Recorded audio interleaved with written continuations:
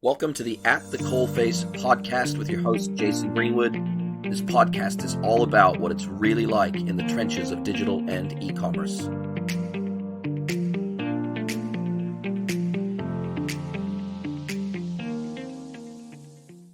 Hello, everybody, and welcome to another episode of the At the Coalface podcast. It's my pleasure to welcome to the podcast today, Chris Jarvis, who is the founder of uReturn. Welcome to the show, Chris. Jason, thanks for having me. Glad to be here. It is awesome to have you along for the ride today. Now, you're based out of Toronto, and uReturn is in startup mode. And uReturn, as I understand it, is a reverse logistics platform for focused squarely and fairly at e-commerce. Is that right? I think you got it squarely and fairly at e-commerce, and we're all about returns, and we're about solving this the right way. I'll tell you, you're the person to be speaking to about this. You have a long and illustrious career in logistics. You worked at DHL, you worked at a Metro Supply Chain Group, you have been EVP of logistics, and as well as the CLO. I'd never even heard of that term until I looked at your profile. We've been connected a while on LinkedIn, but I didn't realize that there was such a thing as a chief logistics officer. That's the first time literally I've ever heard of that title at the C-suite level. And then most recently, you are the founder and CEO of Return Bear, and now the founder of uReturn and Reverse Logistics. So logistics is your passion. You've obviously worked across e-commerce logistics for many years, and this is absolutely your forte. So from what I can tell, and look, I understand uReturn is a startup and you're still getting it off the ground, but it's a combination of both software and partnerships that you have with logistics providers around the world, as I understand it.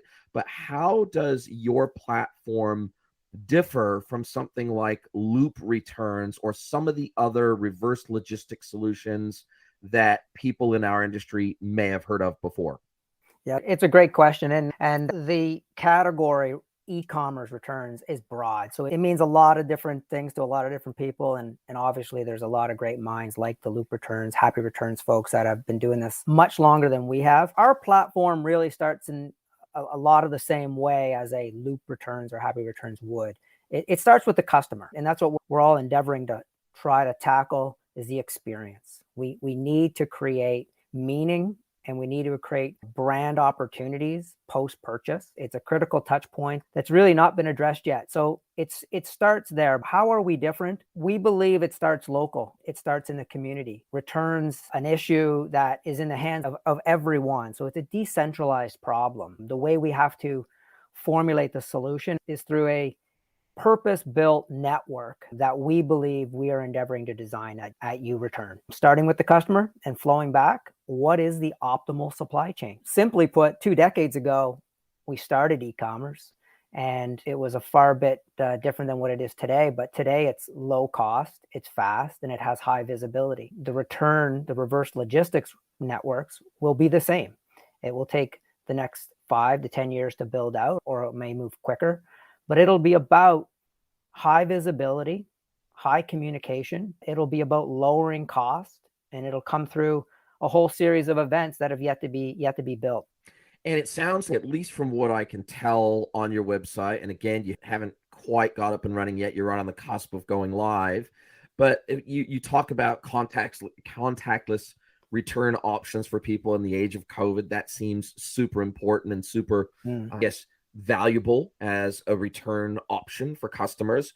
You talk about no packages, no labels, instant customer refunds in the case where I guess a customer requires a refund as part of the returns process, a consistent experience. You talk about in-store, out-of-home, or pickup options focused on convenience, issue resolution, forward supply ready shipments, technology-driven operational tools. This very much, at least as I interpret what you've positioned or how you've positioned uReturn, is almost like the Uberization of returns, that you're going to use a decentralized experience you don't need to own your own trucks, you don't need to own your own warehouses, you don't need to be DHL to be able to furnish this end-to-end reverse logistics experience.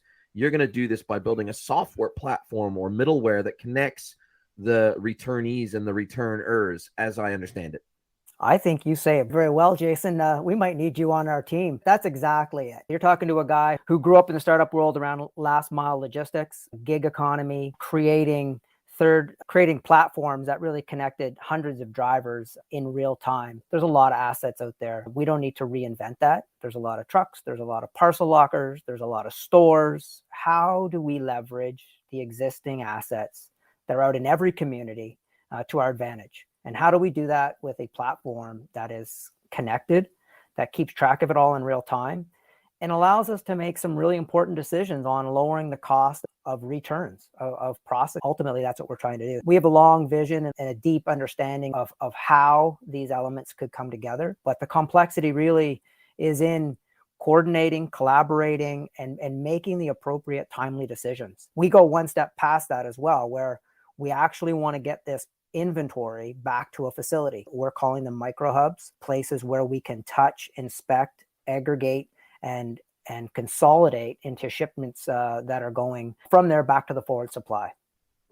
This is a perfect segue, I think, into a couple of related questions. One is, are you seeing the same thing I'm seeing in the market, which is that reverse logistics can be, well, logistics full stop, but specifically returns can really make or break an e-commerce business. What we see, particularly in the areas of fashion and other very aesthetically involved purchases that have a strong either sizing or fitment or seasonality or visual component to them, they oftentimes can have very high return rates, in some cases 10, 20, 30% returns rates, which are just totally unsustainable for many e-commerce brands, and actually can be the death of an e-commerce brand if not managed efficiently and effectively with a great customer experience associated with it. First of all, are you seeing the same thing in the market that I'm seeing, which is that reverse logistics are such a core part of the unit economics of every e-commerce business that really those have to be managed really super tightly? But secondarily, that returns is oftentimes a missed opportunity for brands to have and provide an experience to their customers that's actually memorable around returns. It's many times it feels like an afterthought. And I remember I used to work in hospitality many years ago, and I had a manager teach me a lesson that I never forgot that I think is related to that question that I just asked you, which is, he said to us, he said, look, he said, every single customer that walks through those doors expects us to give them the perfect, amazing, wonderful experience.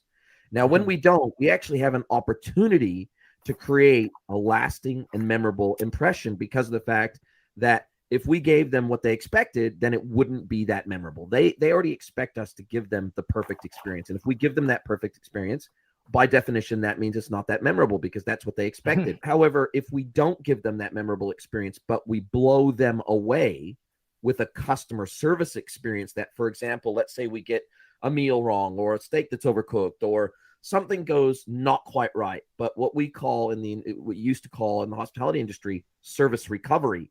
If our service recovery techniques and what we do and how we basically embrace the suck, if we take that on board and we give them an absolutely amazing service recovery experience, they will talk about that and they will tell their friends about that because that is something that they did not expect. Is that the kind of thing you're seeing in the return space right now in e-commerce? We know, 100%, Jason. And we know it's a make or break touch point for e-commerce where customers, they're either satisfied or they're not. What we see is you can buy pretty much anything from anyone today. And if the customer is not satisfied, we know that the outcomes can be catastrophic. We know that 79% of customers say that a positive return experience will influence their decision for future purchases, meaning, look, if you don't do it, I'm just not going to come back because I have too many other marketplaces, too many other retailers that can offer me the same product on the same terms. So what we're seeing in the post-purchase really is it's a zero-sum game. It's a make or break moment at that time. And there's a lot of things that go into that before the decision's even made to purchase from a retailer. We know customers are scrutinizing your FAQs. Customers are looking at your return policies. They're sizing up the effort and the pain that it's going to take should this purchase not work out as they intended. And there's plenty of purchases, where the intention is a return, right? We know all about bracketing. We know all about fit, size, color from an image to putting it on your body. We know that people buy but they try different brands and they try different shapes and styles. I think about buying a pair of jeans online, just how important that fit is and how many different cuts there are to the various styles. So with some purchases, I don't intend to ever bring this back, and I hope it all works out, but inevitably things don't always go right. Equally, we're buying multiple things more and more online. The bedroom is your fitting room. And how else am I going to experience and try a new product with this level of convenience if I don't give it a shot? Those have intended returns associated with them, and we know how that looks. But on either situation, the post-purchase experience and the frictionless process that we need to develop, the highly visible process that we need to create online, we need to be in a two-way conversation at that moment. What is your regret? If it is a regret, you delivered me the bowl, but the bowl has a chip, unfortunately. That resolution, and we like to talk about resolutions over returns here at uReturn, because it's about a resolution. Do you want me to find you, source you, or direct you to that inventory that is in stock around the corner at a store? Would you like me to bring it to you? How would you like me to solve that regret? The other side is you bracket, you bought two pairs of shoes, a 7 and an 8. You chose one. How fast can I get your money back in your pocket? And how fast can I get that inventory back into my forward supply chain? Because there's other shoppers just like you looking for that same hot product. So either way, as soon as there is a return acknowledged, we believe that there's then a logistical process that needs to be in. And so as we build out uReturn, we really believe it is a software and hardware opportunity, that the software is nothing but a means to an end of engaging really great logistical processes. And those processes are all built around real-time scalability, of finding the best solution to the return at hand. And some of these resolutions may be not to bring it back to the forward supply chain. So where else should it go? But we have to start to touch product less. We have to make the decisions real time, and we have to be operating at scale in a really decentralized way. So back to your opening comment, a question, unit economics, it's at the heart of logistics. It's at the heart of sustainability and making supply chains work today. Retail is about product. It's about a lot of things, but predominantly it's about product and the customer getting what they want in the physical world. Reverse logistics is really about low unit economics. How do we get there? And how do we build these processes and systems for purpose? And today, I would argue they just don't exist. And they don't exist for good reason. Retailers have spent a great deal of time, the past 2 decades, building out forward supply chains, and they really want to leverage those assets in the market. What we're suggesting is that attempt to sweat those assets is really causing disruption, that it's actually hindering your unit economics. We believe that your forward supply chain, your fulfillment warehouses should be running at the lowest cost. They should have a very clear purpose, and they should fulfill that purpose. But in 2 decades of designing and building warehouses for a living before getting into this, I can tell you there's not many warehouses that are built thinking about the returns part of the equation. It's an afterthought, and it's got economic implications as we continue to increase our purchases online. So as online shopping continues to grow, the problem's only getting... There's lots to unpick there that you covered off. We have uReturn, which bills itself as creating a shared reverse logistics network for the omni shopping world. It almost feels like in some instances you want to create a peer-to-peer returns network, i.e., if I'm in the same city as somebody that's got a size 8 of these pair of jeans and they want a size 6, and I've got a size 6 and I want a size 8, I guess what you're trying to say, at least as I interpret it, is why should that go back to a central logistics warehouse scenario if it can be proven that those goods are fresh, new, resellable, and they're ready to go directly back out to a customer again? Why couldn't those pairs of pants be exchanged in a peer-to-peer fashion, facilitated by an Uber-like driver between them, as opposed to going back to a central DC, repackaged, go into a quarantine area in a warehouse somewhere, be scanned in by a WMS, be put away in an OMS system, and then rescanned back out again as part of a returns and refulfillment process? How can we get smarter about routing returns direct in as peer-to-peer a way as possible, or at least going through as few touch points as possible, getting it to the right individual's hands? How does the concept of peer-to-peer reverse logistics fit into your plans for the future of this industry? Yeah, so We're embracing omni-channel in its fullest. We think the biggest brands in the world need help with reverse logistics. And we really, the size and scale of the solution, it's not a point solution. It's really an ecosystem solution. It's a network solution. It's an overlay of really building purposeful technology and purposeful logistics to execute on all the things that you talked about. How do we make these decisions? When it comes up here, I think it's a great idea. I don't think we're there. What we do know for fact is 30% of a retailer's inventory is not accessible somewhere between 40 and 60 days. And those kind of out of access inventory, the cost and the impact to a retailer is significant. So what we do know is we need to have inventory become available as soon as possible. And what that means is you're in your bedroom, you've made a decision to return something. We want you to go back to the portal and tell us about that. We want you to explain what happened, and then we can start to decide what it is we're going to do next. As we aggregate and bring that product back through gig economies, shared parcel lockers, bringing it back to the physical store itself, and or mailing it in locally, because we can also mail packages just like we do today, but we need to aggregate this product. We need to understand what kind of inventory we're sitting on, and we need to present and offer up that inventory in real time to retailers to make decisions.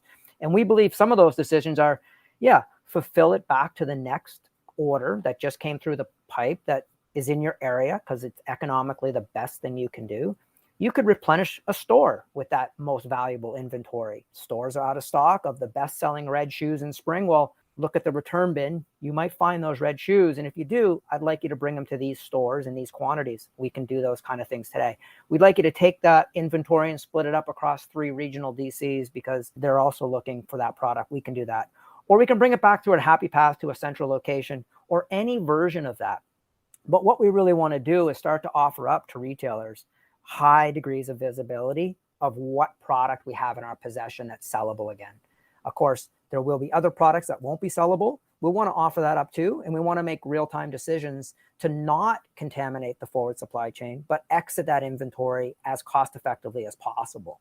So it is a logistical solution we're bringing to the table. We're purposefully building technology because we have to. You can't buy the type of systems and the signals and the information flow that we are talking about today, but they can be created. And that's really what we're doing. We're starting with the customer. We believe the customer experience is the most important aspect of this project. When we get that, we'll then change the picture.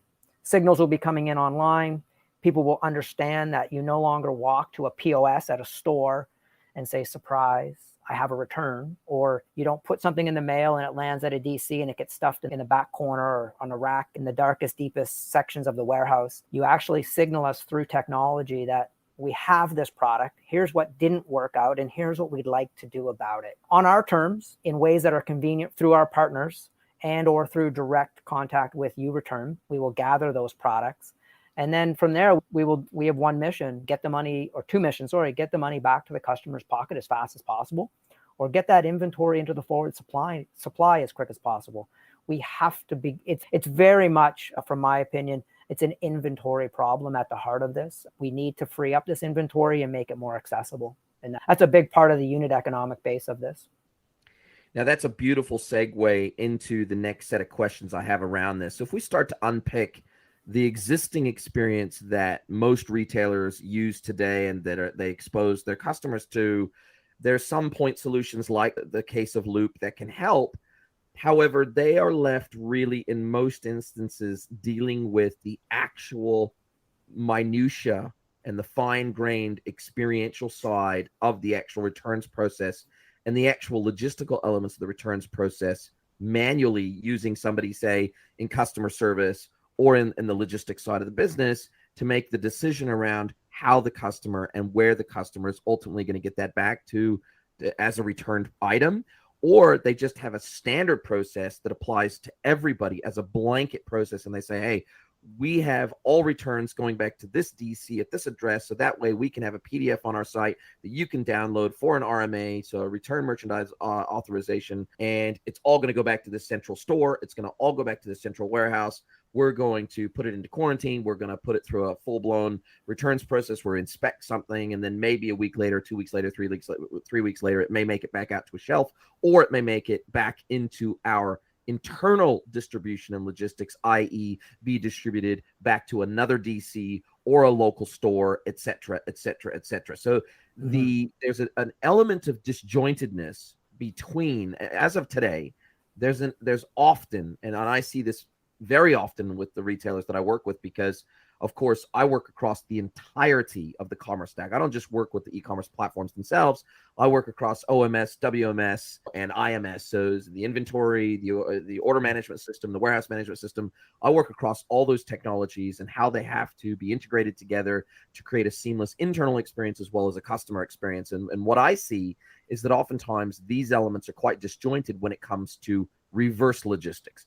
As you rightly say, brands have it reasonably dialed from an order management perspective, an order routing perspective, and from a WMS or warehouse management perspective, and even from an integrated 3PL, 4PL perspective.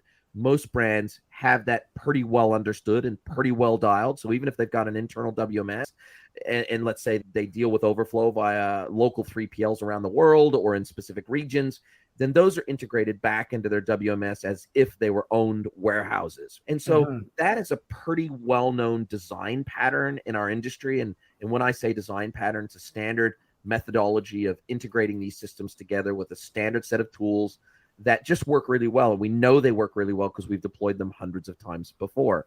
However, when we start talking about reverse logistics, it starts getting very messy very fast, because most of the carriers, i.e. the flag carriers in each of our individual countries, whether that's Canada Post, whether that's USPS, whether that's US Mail, whether New Zealand Post, Ozpost, none of these major carriers, and even the smaller local middle mile carriers, none of them have a well-established, ultra clear reverse logistics part of their network. And as a result of that, you have to cobble things together. So you've got the experiential piece, which might be a Loop, or it might be one of these other returns platforms that provide the embedded iframed customer experience on the site, where it's really easy for the customer to file the RMA and manage the RMA and see what that experience is going to be like for them, with good communication along the path.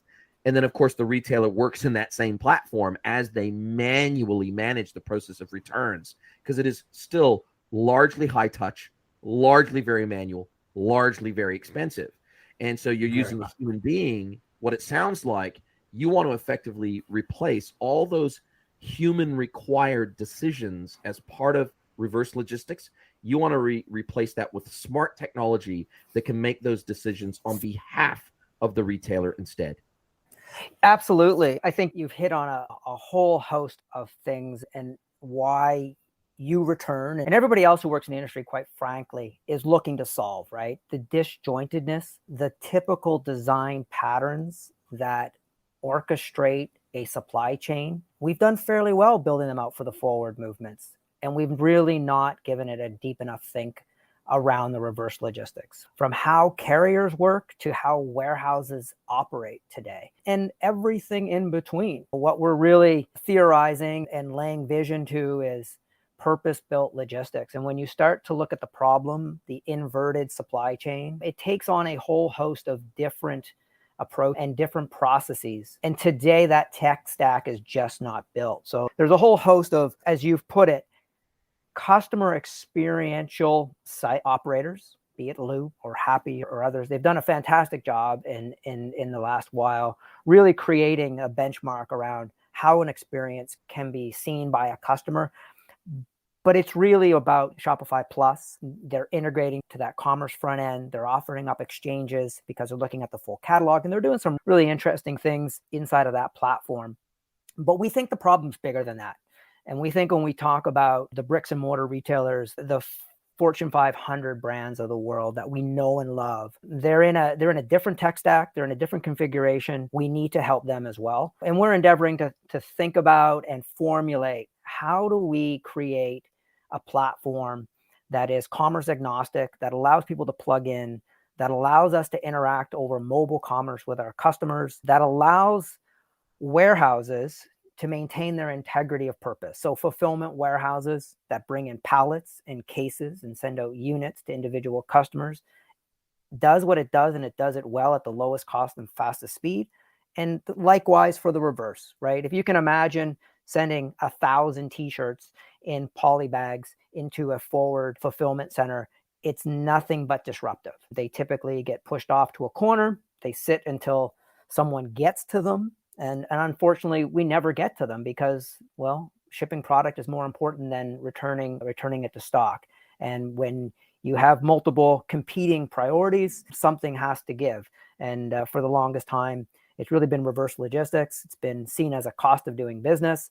And as we move forward into the e-commerce era, it's much more than a cost of doing business. We're talking make or break around profitability for most of these mid-sized retailers if we don't get a handle on this. And we saw it over the fourth quarter in 2021, where we grew the reverse side of online shopping by about 55%, going to 16.6% and $761 billion of merchandise being returned in 2021. This problem is going to be going exponential. And as we, from our math and from our studies and what we've put into thinking about this problem, as we continue down this path of 20% consumption on 25%, 30%, we see material margin erosion that most retailers won't be able to recover from if we don't get a handle on the reverse side. And it's got to do with the high return rate in the channel. And there's lots of ways to help retailers not have returns. And of course, we would love to see that happen. It's good for the environment. It's good for sustainability. But inevitably, if we're going to enjoy the convenience of online, we're going to want to touch and feel and be exposed to product. And it's going to need an economical way to be returned as a result. And that circular economy, having to bring that closer to the customer. So today, as you referenced, Jason, having to package it up, have a great experience, but then package it up and send it all the way back to the top of the inbound supply chain, right? Why do we need to go back? Is there an opportunity to bring this closer? Bring it to the next order. Bring it to the next store down the road. Bring it to the next regional DC, not back to the national DC. We really need to try to find ways to reduce that shipping time and, most importantly, that shipping cost. And that's at the heart of this is, how do we stop moving things around? It takes time and it takes money. And how do we bring technology to bear to completely reimagine the process? We're using technology for the way it's been founded, and we're putting together the processes in a way that works for forward, and we're trying to make shift and cobble together for reverse. And we are at an era where we don't need to cobble. In fact, if we continue to cobble it together, we'll be deeply impacted. So our mission at uReturns is really to create that purpose-built shared reverse logistics. And I highlight the word shared because the one thing we don't want to get to again is everybody creating their own supply chain around reverse logistics. We've seen it for decades, right? My truck, my associate, my store, mine. And where we really need to start to begin to unpack, and a page out of the playbook of the last mile gig economy, I guess, where I last came from, suggests it can be different, that we can share assets, that the one-to-many is so much better than the one-to-one solution, that there's infinitely more possibilities, more flexibility, more resilience, and more flexibility when we work together. And so we hope, and we are endeavoring to work with brands and stores and online retailers to have them create that shared network that gives everybody that high degree of utility. Just jump in there. And why is that so important? It's important for all the things I said, but really the elephant in the room is Amazon. And they do returns pretty well, I would have to argue. But they are the world's largest shared network. And it really illustrates, when you talk about unit economics and how to improve the supply chain, they've shown that bringing 100,000 vendors to a platform is the best answer. And so for everybody else, and I believe there is a spot for all of the great brands that we love, we can pool together and we can create these networks. Man, it sounds, if I was to interpret it, if I was to put my tech hat on for the moment, and we've got all these intangibles that you talked about, plus the tangibles of the unit economic impacts, it sounds very much like what you're building is a combination of something like a Loop, but also a full-blown order management system that is totally dedicated to reverse logistics. Because today, we already have order management systems that can deal with a whole set of rule-based scenarios around order routing It can route orders to central DCs. It can route orders to stores where they can dispatch from ship and ship from store, where they can manage click and collect routing, where it might have to ship from a DC to a store for that particular click and collect order if the store doesn't actually have it on the shelf, where that order management system can actually present store-based and a local warehouse inventory through a website, through an embedded widget. So we have already today, we have amazing order management systems for the outbound and collected shipment, and for all those hybrid collection options and hybrid omni-channel options. We've got all of those. We've got the ability to aggregate items and say, look, 2 out of these 3 items need to come from this warehouse and 1 needs to come from this warehouse. So we're actually going to ship 1 item directly to the customer, or we're going to ship that 1 item back to that warehouse that already has the other 2 items, and we're going to aggregate them together in 1 shipment because it's actually going to be cheaper for us to do that and faster for the customer. So we have OMSs today that are ultra complex, have cascading rule sets that can make fulfillment ultra efficient for retailers and really cut down costs and create an amazing fulfillment system for customers that gets things to them fast and relatively cheaply as well.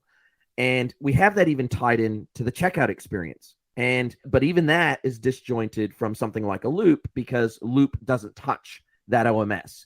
And so what it sounds like to me, if I was to interpret it through a technical lens, you're trying to marry Loop type of experience with an outbound OMS type of experience, but for inbound, for the returns process. And you're saying, hey, we can build just as many smart rules, smart conditions, cost reduction, aggregation waypoints, bringing in a 3PL or 4PL where it's necessary, where we might not have a warehouse that's local to that particular customer.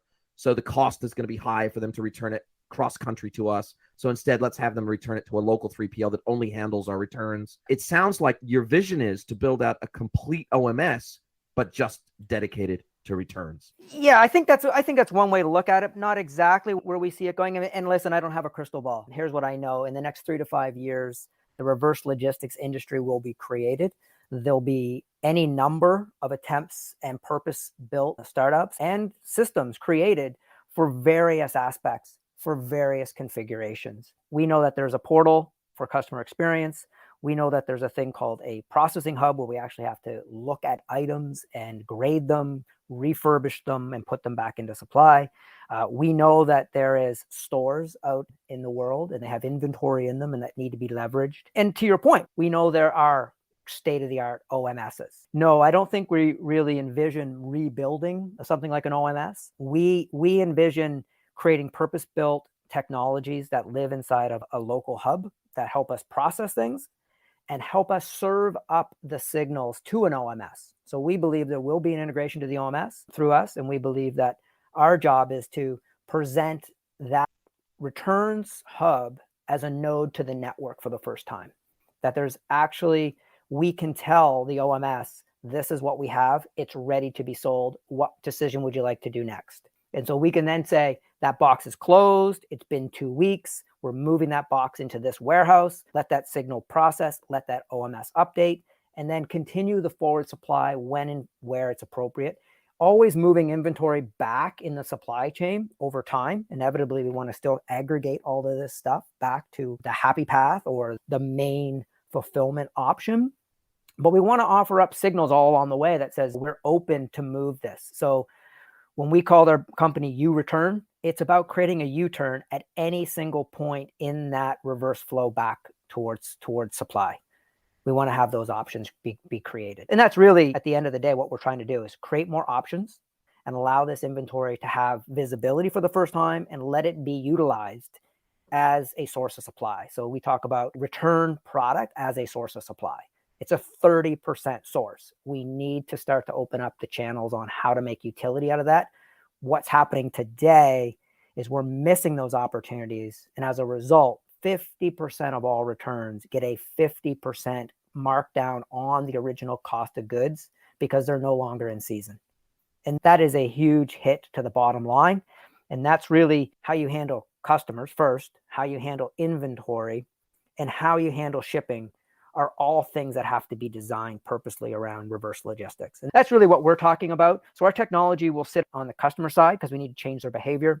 We need to get them to give us signals earlier. That creates a lead time for us to allow us to have reaction, allows us to communicate back what it is we're going to do and how we're going to get resolution.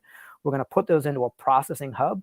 We're going to be processing, and we're going to be grading and declaring and offering up as inventory product as it becomes available. And then at some point, inevitably, if it's not used locally, and the best decision now is to move that case back to DC, then we will trigger that movement and we will move that back as well. And that flow of goods, right? We never want to be sitting and holding inventory. We want to be flowing goods and presenting the optionality to the retailer to say, I have 5 pairs of these red shoes. What would you like me to do with them next? Does that make sense? Absolutely love it, mate. Now, I've got 3 related questions, short related questions Cool. that'll hopefully be easier for you to answer. A, when do you think you'll be ready to launch V1 of your product to the market where retailers can actually start working with you, even under perhaps a beta scenario?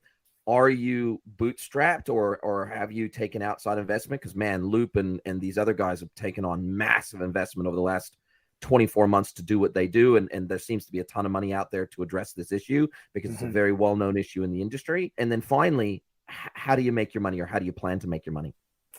Yeah, some easy questions, right? Yeah. Easiest one.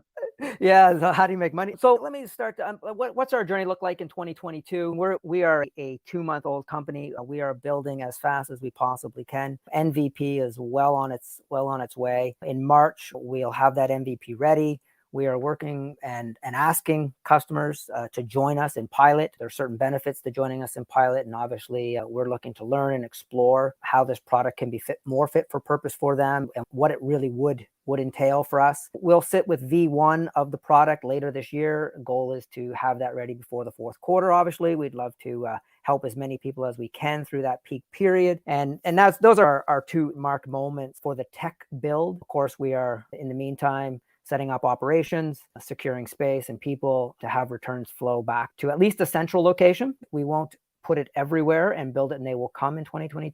2022 is really a year for the foundation build around our technology and getting the fundamentals ready for scale in 2023. Money, what will it take? It's a big ask. It's a big scope. We think we have a broad vision. We love the expectations to help the industry solve this. We're looking and working with some investors now, having conversations around what the next few years may look like. And yeah, to your point, there's some well-funded solutions out there. We hope we'll be a little bit different. We hope we'll find our niche in the world that's being created right now. And of course, we believe in collaboration. We believe in partnership. So we are hungry to contribute and hungry to meet people that can help us on our journey. And yeah, rounds of funding, seed funding later this year. Very exciting. And how do you intend to price your service? How does the unit economics work for you? Are you going to charge on a per return basis? Are you going to charge on the value of the good handled? How do you envisage your pricing model working for both you so that your business is sustainable, but also so that it lowers ultimately the cost of reverse logistics for retailers at the same time? Yeah, so we're gonna really try to be as flexible as possible to the market. We know that a bricks and mortar omni retailer has different needs around revenue or fees versus a direct to consumer, and so we want to be conscious of that. We want to create economic models that make sense for both. So we do believe there's a SaaS-based fee to get on the platform, to get those QR codes rolling, to get those mailer labels shipping to customers.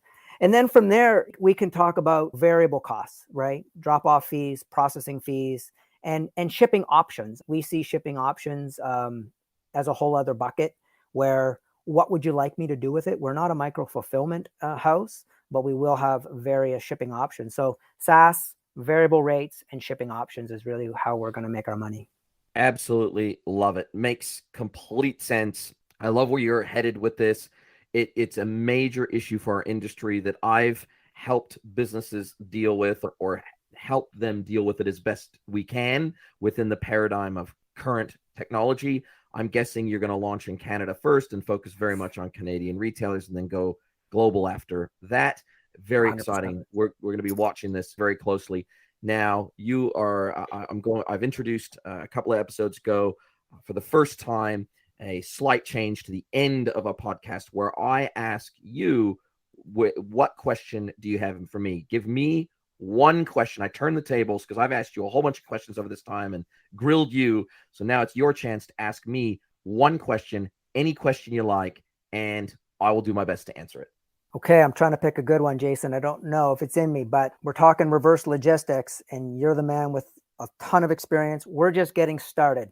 If you were me in 2022, what would be your biggest priority for this business? My biggest priority would be out-of-the-box integrations. It would be, what are the platforms? So the Shopify's, the BigCommerce's, what are the e-commerce platforms that we need to build out native single-click integrations for? Because brands don't want to have to do heavy, expensive custom integration. So whether that be a snippet of JavaScript code that can take over a page on their website, or literally an app in the App Store that you can just single-click, install, and configure, that will make adoption easy for your retailers. And then secondarily, what integrations can you do with the most promising both OMSs in the industry and potentially WMSs in the industry, but what 3PL systems that are out there? There's a few different major 3PL, 4PL players targeted specifically at e-com.